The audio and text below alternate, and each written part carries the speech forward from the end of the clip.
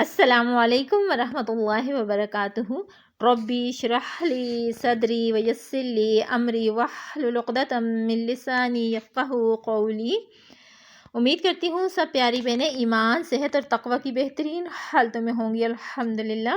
تو چلیے اللہ کے بابرکت نام سے سٹارٹ کرتے ہیں۔ اعوذ باللہ من الشیطان الرجیم، بسم اللہ الرحمن الرحیم۔ آج کا ہمارا ٹاپک ہے اصول مخارج۔ اصول مخارج جیسے کہ کل ہم پڑھ چکے ہیں کہ 5 ہیں۔ الخلق، خلق سے 6 حروف ادا ہوتے ہیں۔ اللسان، لسان سے 18 حروف ادا ہوتے ہیں۔ الشفتین، شفتین سے 4 حروف ادا ہوتے ہیں۔ جوف دہن، جوف دہن سے حروف مدہ ادا ہوتے ہیں۔ اور الخشیوم سے نون مشدد اور میم مشدد کا غنہ ادا ہوتا ہے۔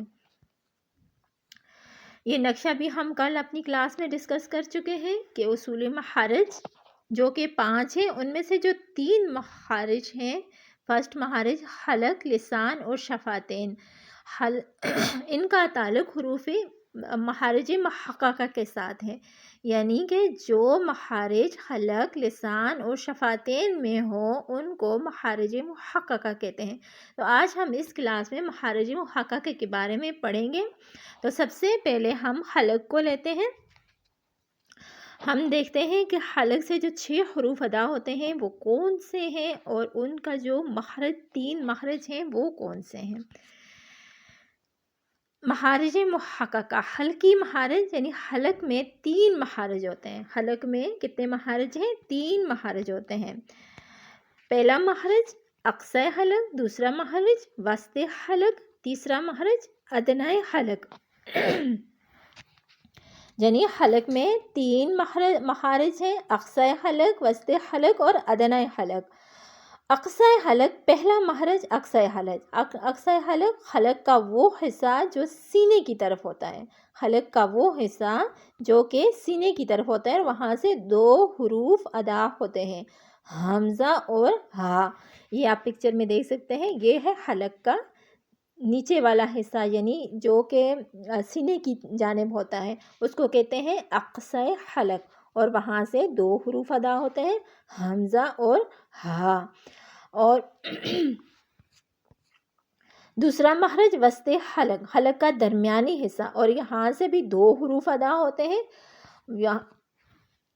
عین اور ہا۔ یہ ہے وسط حلق۔ وسط حلق یعنی حلق کا درمیانی حصہ، اور یہاں سے یہ 2 حروف ادا ہوتے ہیں، عین اور ہا۔ اب مخرج نمبر 3، ادنی حلق، حلق کا وہ ابتدائی حصہ جو منہ کی طرف ہوتا ہے، اور یہاں سے بھی 2 حروف ادا ہوتے ہیں، کون سے؟ غین اور خا۔ یہ ہے ادنی حلق یعنی منہ کی جانب جو حصہ ہوتا ہے، جو ہمارے حلق کا منہ کی جانب والا حصہ ہوتا ہے اس کو ادنی حلق کہتے ہیں، اور وہاں سے بھی 2 حروف ادا ہوتے ہیں، غین اور خا۔ اس نقشے میں بھی آپ دیکھ سکتے ہیں کہ حمزہ اور ہا سینے والی طرف سے، اقصی حلق یعنی جو سینے کی جانب جو حصہ ہوتا ہے وہاں سے ادا ہوتے ہیں، اور حمزہ اور ہا کو آپ نے حمزہ اس طرح آپ نے پریکٹس کرنی ہے، حمزہ، اور ہا جو ہے وہ باری لیٹر ہے، باری آواز میں آپ نے ادا کرنا ہے، سینے میں آپ کی وائبریشن بھی محسوس ہو، ہا ہا ایسے آپ نے نکالنی ہے۔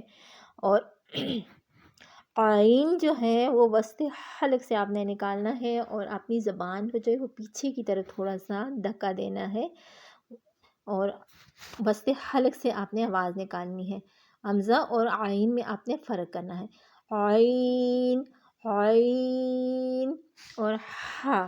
ہا کی پریکٹس آپ نے ایسے کرنی ہے جیسے بندہ تھک ہار جاتا ہے، سیڑھیاں چڑھتا ہے یا سانس پھول جاتا ہے، تو ایسے آپ نے سانس باہر کی طرف نکال کر ہا کی بھی پریکٹس کرنی ہے۔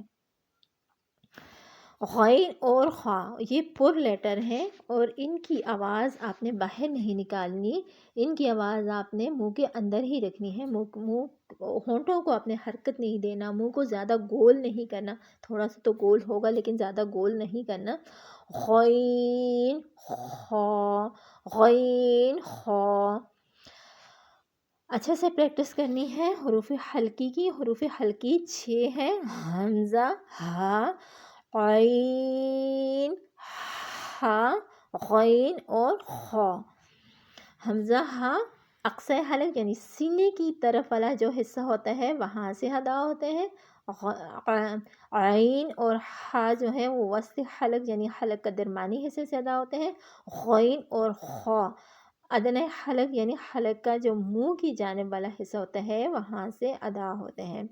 اور غین خا کو آپ نے خوب موٹی آواز میں پڑھنا ہے، ان کو باریک آواز میں آپ نے نہیں پڑھنا۔ امید کرتی ہوں آپ کو حروف حلقی کے بارے میں اچھے سے سمجھ آ گئی ہوگی۔ اللہ تعالیٰ آپ کے لیے آسانیاں پیدا کرے، اللہ تعالیٰ آپ کو قرآن کے ساتھ جوڑے رکھے، اللہ تعالیٰ آپ کو آپ کے والدین کے لیے بہترین صدقہ جاریہ بنائے۔ دعا میں یاد رکھیے گا۔ السلام علیکم ورحمۃ اللہ وبرکاتہ۔